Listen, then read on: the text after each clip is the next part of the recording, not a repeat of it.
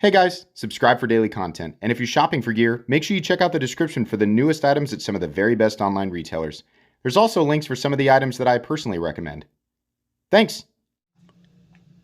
What's going on YouTube? Metal Complex here, and today I thought I'd do an update video of my entire pocket knife collection. Most recently I did an update about 5 months ago. Some of the stuff is the same, but I have acquired a ton of new knives since then, and I thought some of you might be interested. We're just going to be doing pocket knives today. So folding knives, automatic knives, OTFs, things like that. No swords, daggers, no mini cannons, watches, pens, stuff like that. No flashlights. I do collect other things, but that would be too long of a video, and this is already going to be a long one, so we're just going to stick with this stuff today. I will link as much of this stuff as I can right down in the description. Just keep in mind, a huge portion of it is just totally unavailable, so I'll do the best I can for you. Thanks to my generous patrons who are supporting me. There's a link for Patreon right down below, and please make sure to follow me on Instagram at metal_complex. Okay. We're going to start with this stuff here. The stuff in the box is a lot more premium. I honestly need to get another one of these. This is a Pelican case, a Pelican 1450. The foam is Nowpak foam. You'll have to go to the Nowpak website to get this foam like this. But I need to get another one of these because I'm obviously running out of room. So this is the more premium stuff. We'll start here from this corner up to this corner, and then we'll move into some of this sort of miscellaneous stuff. So bottom right hand side right over here, this is the Urban EDC supply. It's got fingerprints all over it. F5.5 in titanium. This is a knife that I acquired here very recently, one that I have enjoyed carrying and using, and I'll point that out when I carry and use the knives because some of this stuff doesn't get used. Yeah, it's a good size, right? It's kind of a little bit pocket heavy, not too bad, right? I enjoy the opening hole. I enjoy the, the countersunk liner lock, the titanium Segai pattern, right? Really, really cool stuff. Really enjoy that one. Moving on here, sorry if I shake the camera here, the arm's attached to the table and the table's right underneath the stuff. So we have the Oxworks Osprey EDX, which is a knife that I very recently acquired. I'm not sure if I'm going to keep this one yet. I know people want to ask, do you sell, do you trade? It's a Patreon exclusive thing. I do that only with people who have joined my Patreon, so that's just one of those things.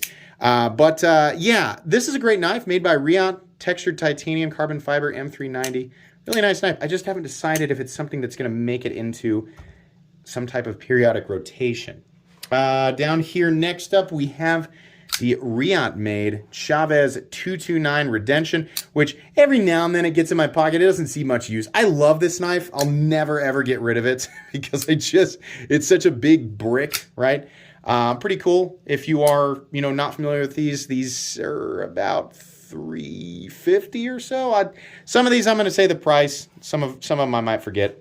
That's a fun one though. Definitely one that I enjoy. More recent acquisition. This is a switchblade automatic knife, the Microtech Invictus, but this is the USN Gathering 12 edition, so all black with the green G10 firing button. I want to say it was something like $350-ish, something like that. The next one up is another Microtech. This is the Microtech Godfather in the blue sapphire DLC. Well, it's actually a PVD coating. And then the abalone firing button, which I really like. The plain Godfather is cool, right? I just knew, eventually one would come along with a really cool finish or something that I would want to pick up. And yeah, Microtech's new sapphire coating, their PVD coating is pretty sweet. Next up, we have the Vero Engineering Synapse XL. And then this one is sporting the Timascus clip and backspacer set, which I actually bought from a friend here on YouTube after the fact. These are cool. They release in small batches from Vero Engineering, and I managed to get my hand on this one. This is actually end-cut carbon fiber. It looks like G10, end-cut carbon fiber, and then M390 on the blade steel. Really cool. Definitely like that one. That one does also make it into pocket periodically. Next up, a knife that does not get carried at all. This is the Blade HQ exclusive Spyderco Smock in titanium nitride coated or TICN coated CPM M4. Yeah, that one's probably gonna stay. That one's probably gonna stay perfect. Probably not something that's gonna make in the pocket, right? It's just how it goes. If you collect knives, Some of you who collect knives, you use all your knives. Some of them, you don't use any of them. Some of them, you only use a few of them, right? I'm like you. I'm kind of in between. Spyderco Shaman. This was my original Shaman. I actually removed the River's Edge Cutlery exclusive Shavocado scales and put it on this guy. So this guy's a user. MXG deep carry clip on this guy. Definitely a knife that gets used fairly often, right? I mean, I change it up a lot.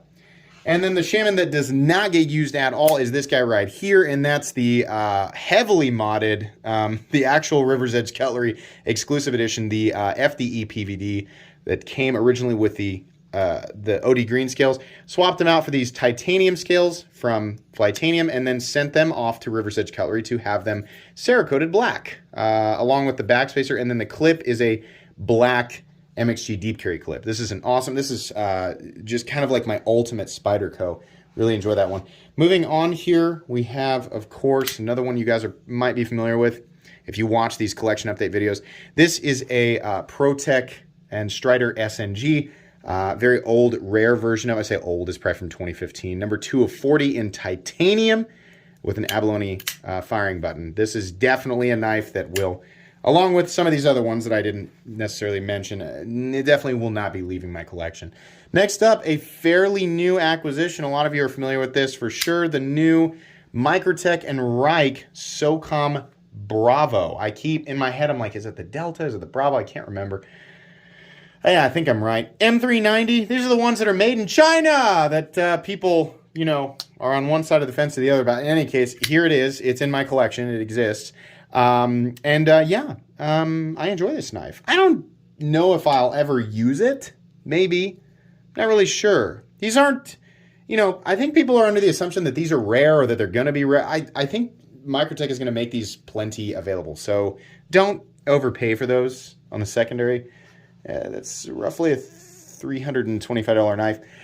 Next up, the USA Microtech SOCOM Elite, which was a gift from my wife. Very cool. My wife buys me a new knife every year for our anniversary, and this was one of the knives that she picked up for me. So this was a 2018 model. Definitely one of my favorite knives in my collection. I'm just a big fan of the US SOCOM Elite, and it has that awesome, right, very noisy thwack, right? Moving on here, this whole row right here is Microtechs. I think, yeah, literally the entire row. Moving on, we have the Microtech Stitch, which is an awesome, big, thick, fat automatic knife, M390 in aluminum. I carry this guy periodically. I wouldn't say I use it hard, right? There are certain knives in my collection where I have reservations, and it doesn't necessarily have anything to do with how much I paid for it, because one of my most expensive knives is a dedicated user. It's just kind of a gut feeling thing, right? Moving on here, this is a Microtech UTX 85-2, which is apparently a signature series. It's just the new texturing. Other than that, there's really nothing different. I like this knife. This was sent to me from GP Knives for me to check out and just kind of take a look at and compare. I found that I initially didn't think that I would enjoy a UTX 85. It had been a long time. Since the last time I handled one of these, which was years ago, I have kind of started to enjoy carrying smaller knives. And so this one, I actually like a bit more than I thought I would. And they sent me one with a double edge, so that's pretty cool. Then we have definitely one that's been used and kind of chewed up a little bit. This is actually, it's not that old.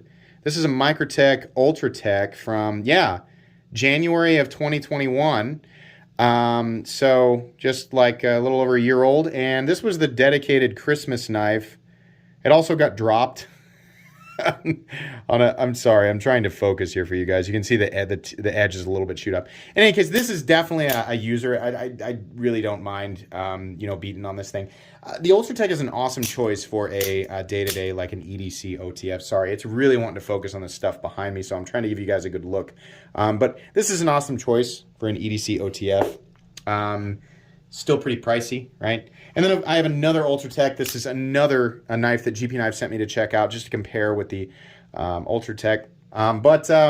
Anyways, yeah, the Microtech Ultratech 2. There's no real reason to pick this up over the standard one. It's just more expensive for some texturing, but it is cool, right? So moving on here, we have the my biggest, I'd say definitely my largest dual action OTF.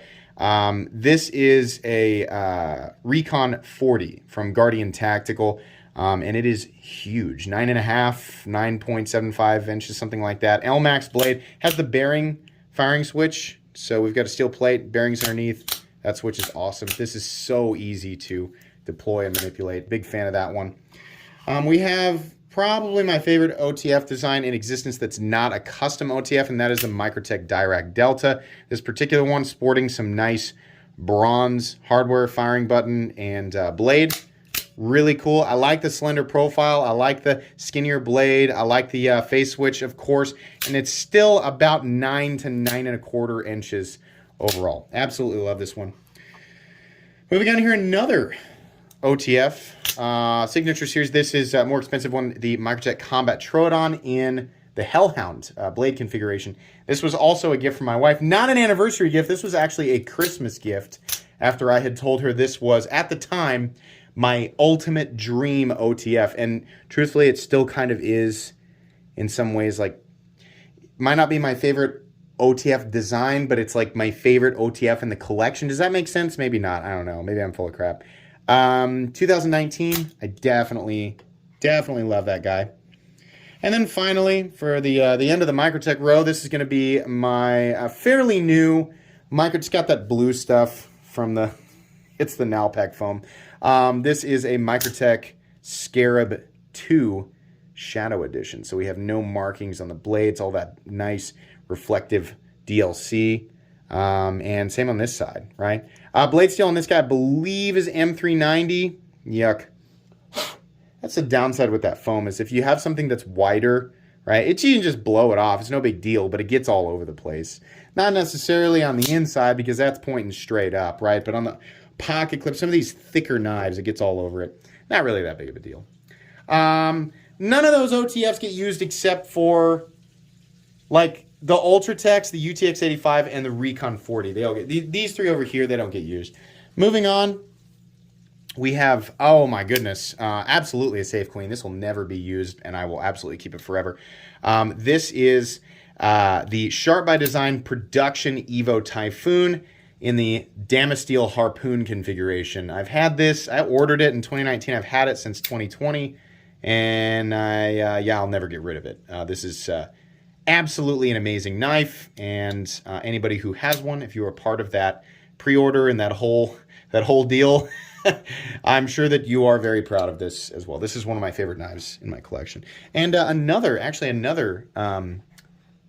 Sharp by Design, Riot made production Sharp by Design. This is their most recent one. This is the production Mini Tempest. This is actually the KNP edition Mini Tempest with the purple fat carbon fiber inlay here, and then we have that long Tanto in M398 hand rub satin finished.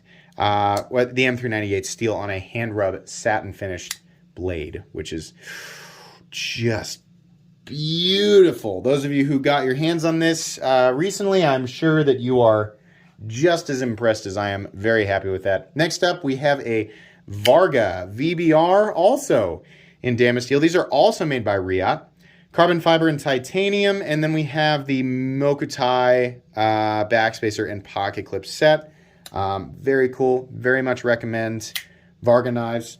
Moving on here, the most recent acquisition in my collection, and this is the, oh, let me shine this up a bit, because this is really, this material is real nice. So this is the Custom Knife Factory and Philippe Georget FIF 20. And this particular version is sporting carbon fiber and zircutai, which is titanium Damascus that has been infused with zirconium, and it looks gorgeous. Oh God, the pocket clip as well.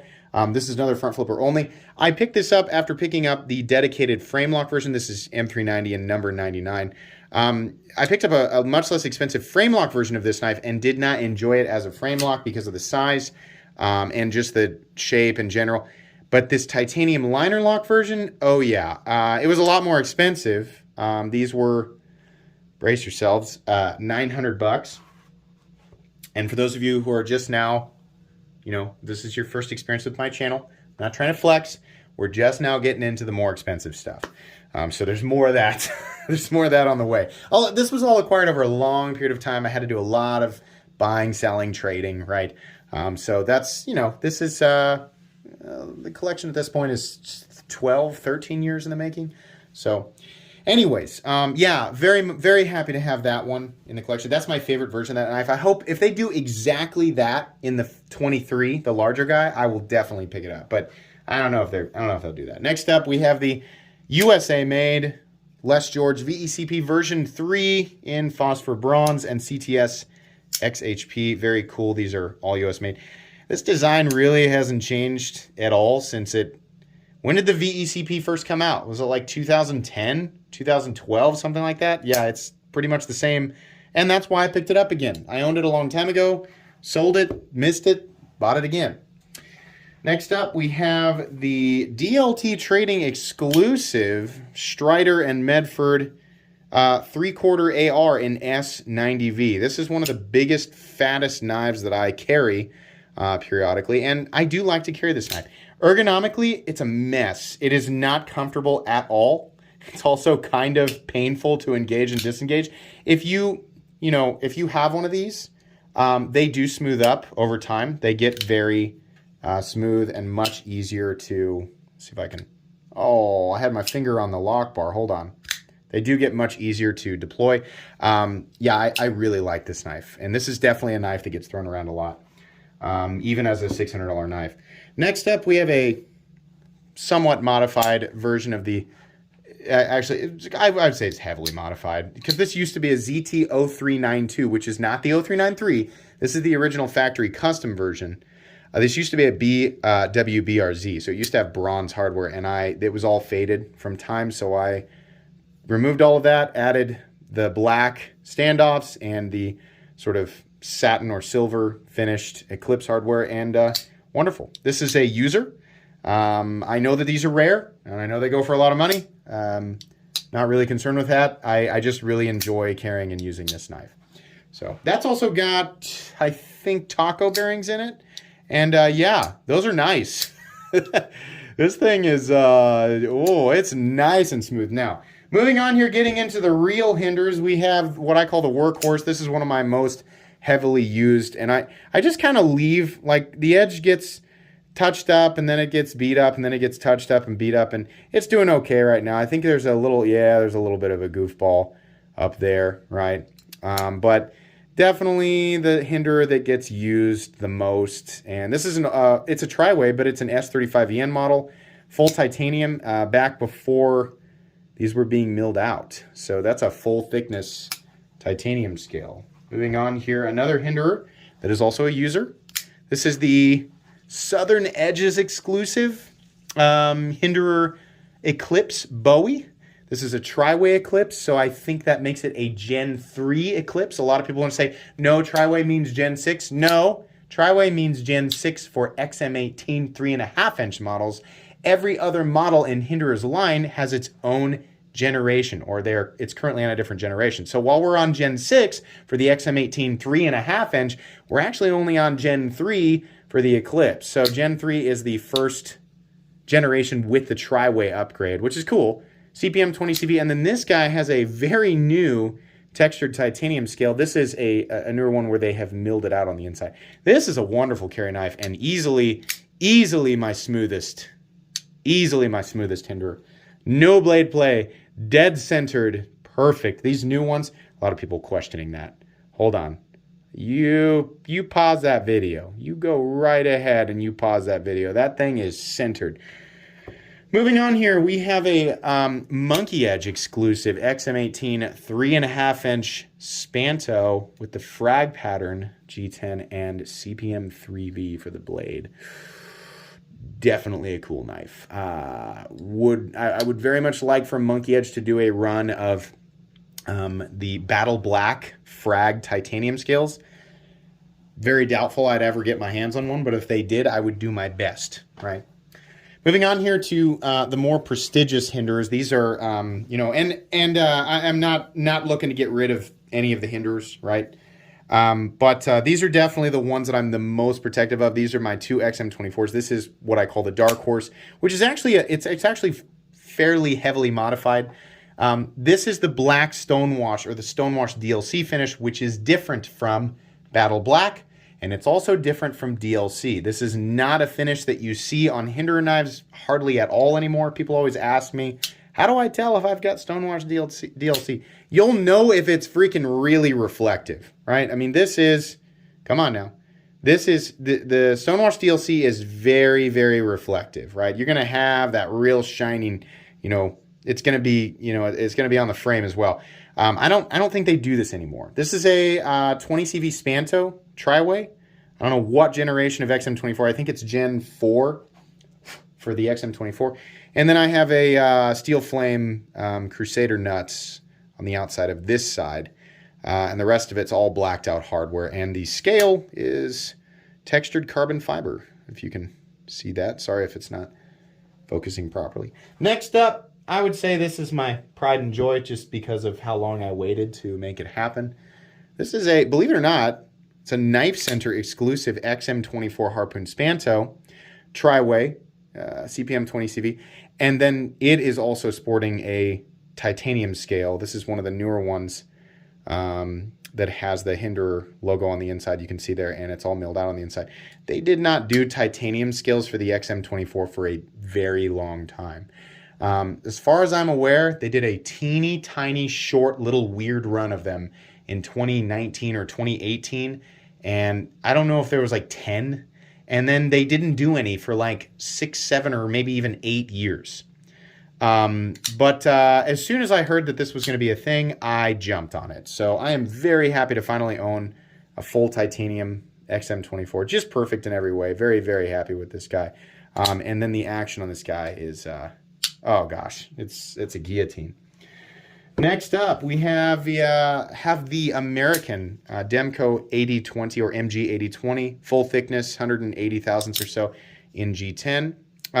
This guy will periodically make it in my pocket. I can't say it's really seen much use, but I do enjoy this knife a lot. These have stayed perfectly centered. These are just amazing. They're really hard to get, but the real, you know, 8020s are awesome. This is my one of the crown jewels in my collection. This will never get used, never get traded, never get sold, ever. The Demco MG 8020 in titanium. This is one of the first ones that has the older hardware. You can see, I think it says, can you see that? It says 20 CV right there. And then we have the Stonewash blade. We have the titanium, the textured titanium pattern on there. Just fantastic. Absolutely mint. Still locking up centered. This is probably my go-to fidget knife on the couch. Like I sit around and play with this all the time. Absolutely love it. Moving on here, we have the one of 9, actually, the Vero Isotope in Timascus. Now, there's a lot of regular Vero isotopes, but as far as the Timascus variants go, there are only 9 of them, as far as I know, and this is one of them. So this is an integral, so all one piece of titanium. I think it's the only integral knife that I have in my collection. Moving on here, this is, if you watched my top 50 video, then you know how important this guy is. This is a Shirograph F3, which is just so unbelievably good. I'm not going to sit here and gush about it, but this particular version has the bronze flake carbon plate, carbon fiber scales. We have the bronze titanium backspacer, the bronzed pocket clip, and then we have the M390 blade. I love this knife. Titanium liner lock, beautiful, beautiful action on multi-row bearings. The firing action is just wonderful. Moving on, we have the Shirograph Quantum. The Quantum has been in my collection for a bit now. I actually bought this off of a buddy, and I love it. It's definitely, much like the F3, The Vero, right, and all the Hinderers, and everything in the top, well, everything in the top 2 rows is far and away some of the most expensive stuff that I own. This guy, definitely one of the single most expensive knives that I own. The Quantum, I own it because I just love the look of it, right? It's not necessarily because it's pricey, but just the amount of detail in this thing and the design all the way around is just so... It's so stunning, and to me, it's very, very unique, right? It's one of those things where it will only ever be copied. This knife is not, in my opinion, copying anything. It's just a knife that will forever be copied. They'll do, different companies, OEMs will do their best to copy that knife, but there's only ever going to be one real Quantum design from Shirogora. Next up, we have definitely, again, one of the most expensive knives in my collection, and absolutely my most expensive user. This is my Rockstead Higo 2, which, believe it or not, gets carried and used quite a bit. I don't know if we can actually see. There's a couple of little teeny tiny scratches on this guy, but I don't know if my camera is going to allow us to focus on them because it's focusing on the reflection. These are mirror polished ZDP 189 blades. It's a convex grind, and they're Rockwell hardened to about 68. So they will cut. Yeah, they're real expensive, but these will cut longer than pretty much anything else on the market. This one, blue titanium liners, carbon fiber scales. Clip, like I always say, leaves much to be desired, but at this point, I just don't care. I find this guy this is in my pocket at least a couple of times a week.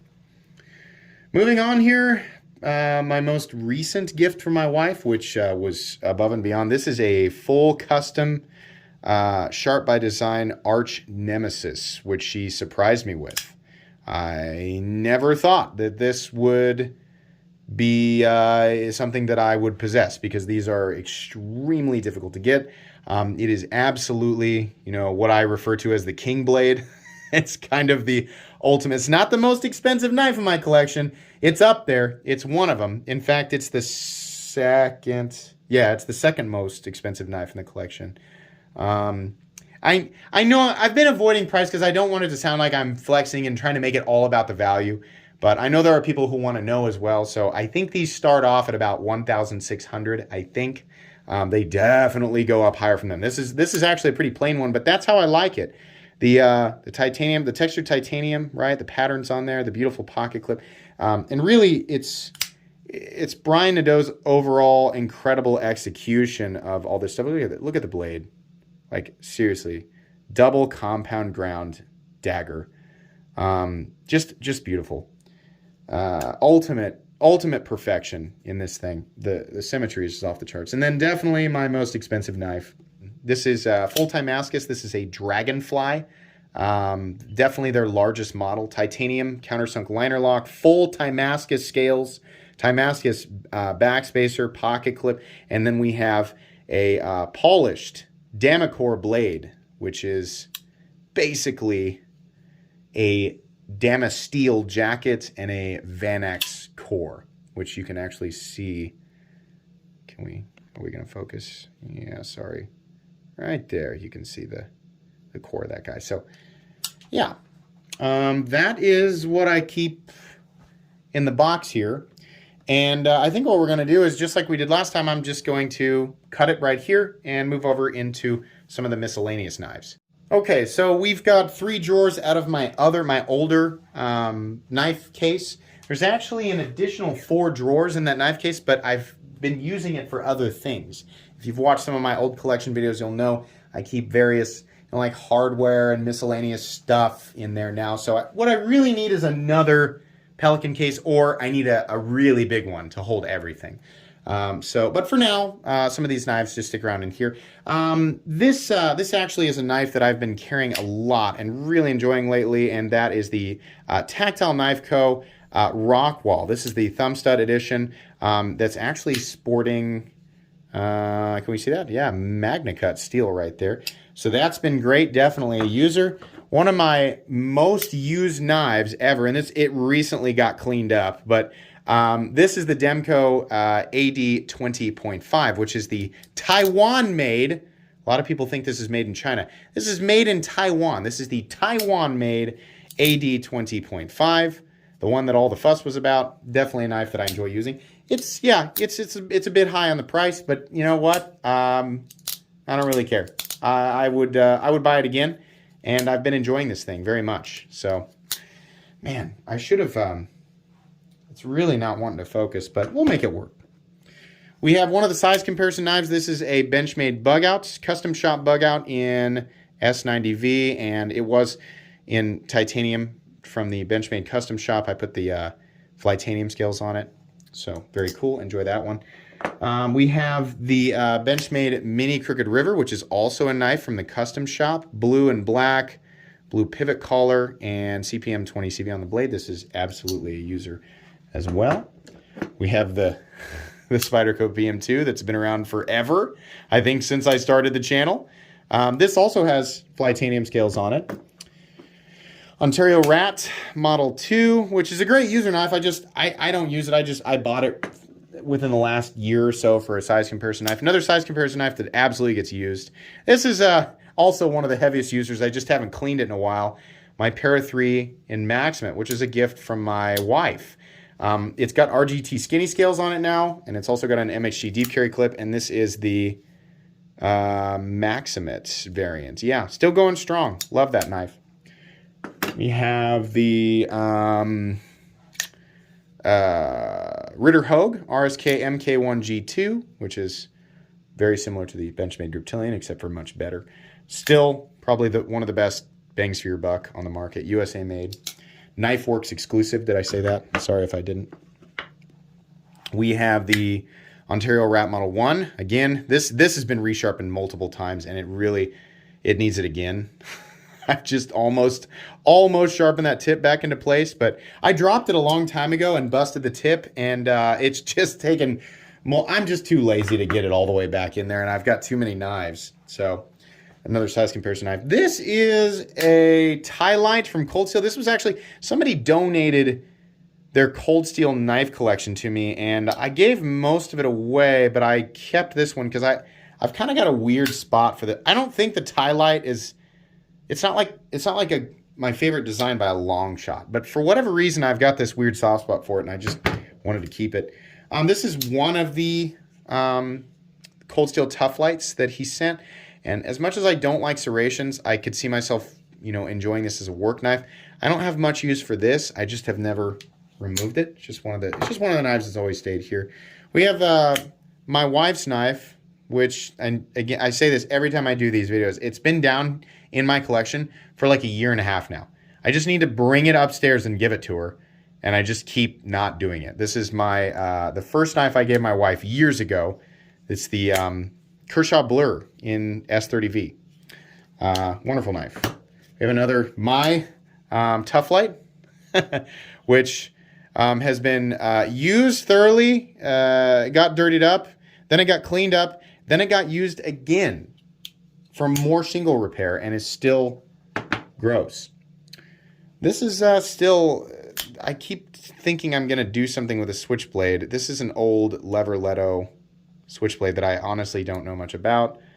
Somebody said something to me about it in the last video, and I honestly forgot what they said.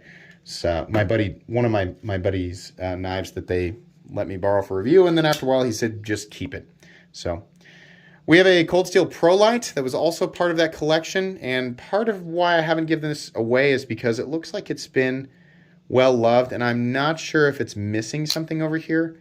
This doesn't seem like a knife that I'd want to give away, We have a mini Tough Light, which is great. It's fully serrated, but I thought, no, I'll let it stick around for a nice work knife. We have a Cold Steel. This will eventually be a giveaway knife. This is the Kudu, but it's is it like the ring? Yeah, the ring version that has all these, look at all these little mid stops or half stops. It's a cool knife, right? I think it's using, it's using 5CR 15 MOV, so nothing spectacular there. Then we have a Cold Steel Range Boss, which I think is a pretty cool knife. I don't know what 4034 stainless steel is. I know that I've brought this up in the past and people have told me about it. I'm just not familiar with it. This one has also hung around a bit, just kind of sitting in there. We have the Microtech Velona, which is one of the most impressive knives, dollar for dollar. So this is, I forget what steel it is. It's got some really impressive steel.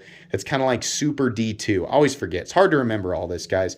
And then we've got G10 being shadowboxed by steel liners, probably an aluminum pivot collar there. I'm not really sure, but a titanium pocket clip. Running on bearings, just beautiful. Really, really impressive knife, considering it comes in at about 43 bucks.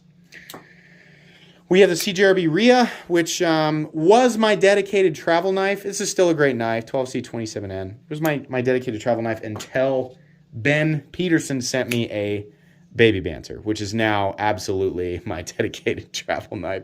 I love this knife. This is wonderful. Another great Civivi knife. I've kept it because I think it's one of the best budget knife designs out there. And honestly, it's one of my favorite knife designs in general. This is the Altus button lock. A smaller, not super small, but just a smaller knife with it's a thumb stud opener, button lock. Just beautiful. Silver bead blast, which I really like. Some people don't like it. I like it on a blade. I think it looks nice. Or glass. I think it's glass blasted. Civivi actually had this one made for me. The Civivi, it's the only Elementum that I've got, and then they had it printed with my channel name on it. So I've always kept this, just kind of sentimental value. It's pretty cool of them. Another gift from my wife, we have the Spyderco Delica in the San Mai Damascus, which is pretty cool. It's a cord Damascus and titanium scales. It's also got an MHG deep carry clip on it.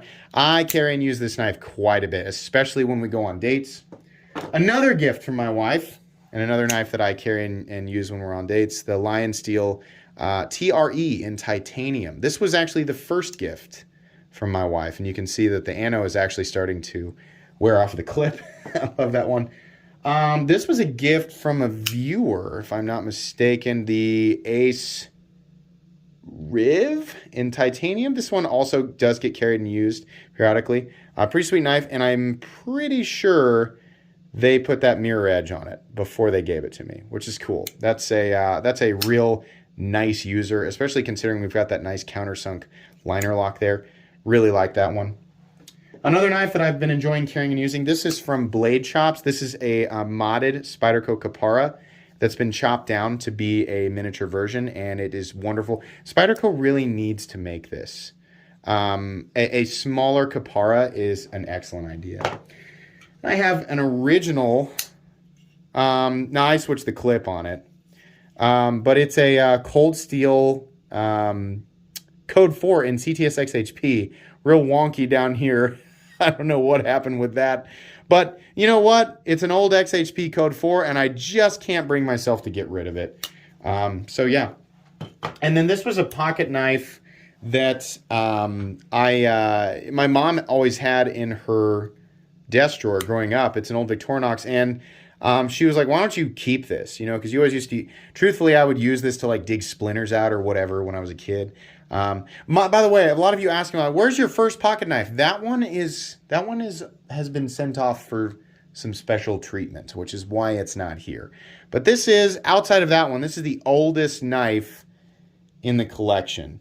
And it's just got some history, right? It's just an old Victorinox. I don't know. Does it show the number on it? It says stainless. No, I have no idea. Well, there you go. It's an old Victorinox model. Anyways, guys, that's the end of the collection. This went a little faster than last time. Not really. I'll probably do this every 5 to 6 months because I plan on continuing to acquire new knives. Some things will stay, some things will go. But like I said, any selling or trading that I do is strictly with patrons. So I do have a $1 tier, that's why I reduced it to the minimum for people just wanting to be a part of that. So you're welcome to check it out if you want to. I also do exclusive content over there just to make it worth your while and some other really fun stuff. But yeah, that's pretty much it. So I hope you guys enjoyed my my full collection. At some point I'll do a full EDC collection, but just not ready for a dedicated 2-hour video. That's going to be pretty much it today, guys. Thanks so much for watching. If you enjoyed this video, leave a like. If you'd like to check out my other content, I do, of course, have lots of videos of knives that are either expensive or inexpensive that I do or don't like, so check those out. And if you enjoy all my content, go ahead and click on that middle complex logo right there and subscribe because there's definitely more coming. Thanks again for watching, everybody, and have a great day.